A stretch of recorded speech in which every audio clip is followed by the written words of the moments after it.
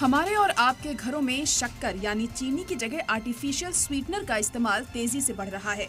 चाय, कॉफी से लेकर डाइट सोडा तक में लोग स्वीटनर का इस्तेमाल बड़े पैमाने पर करते हैं।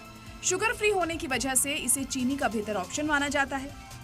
इस बीच एक स्टडी ने आर्टिफिशियल स्वीटनर इस्तेमाल करने वालों की फिक्र बढ़ा दी है। दरअसल बड़े पैमाने पर हुई एक रिसर्च के बाद कुछ साइंसदानों ने अलर्ट जारी किया है कि शुगर फ्री आर्टिफिशियल स्वीटनर दिल की बीमारियों की वजह बन सकता है।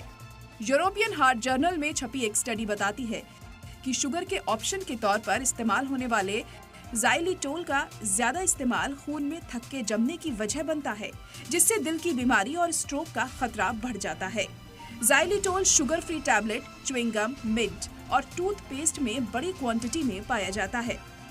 इन स्वीटनर के इस्तेमाल से दिल से जुड़ी बीमारियों के इम्कान 9% तक बढ़ जाते हैं। WHO भी शुगर फ्री स्वीटनर को नहीं मानता है। 2022 में WHO की तरफ से कहा गया था कि स्वीटनर को शुगर का सेफ ऑप्शन नहीं माना जा सकता है।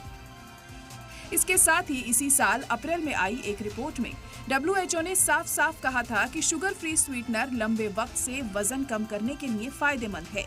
इसके अलावा इसी साल न्यूट्रीनेट डाटा का तज्जिया करने वाले एक और रिसर्च में बताया गया था कि शुगर फ्री स्वीटनर में पाए जाने वाले एलिमेंट्स जैसे एस्पार्टम, पोटेशियम और सुक्रोलोज कैंसर से जुड़े हो सकते हैं। हालांकि स्वीटनर को लेकर जितनी भी रिसर्च हुई है, उन्हें तीखे तंकीद का भी सामना करना पड़ा है, क्योंकि वो अपने नतीजों की कोई साफ वजह नहीं दे पाए हैं। सलाम टीवी के लिए नदीम अहमद की रिपोर्ट।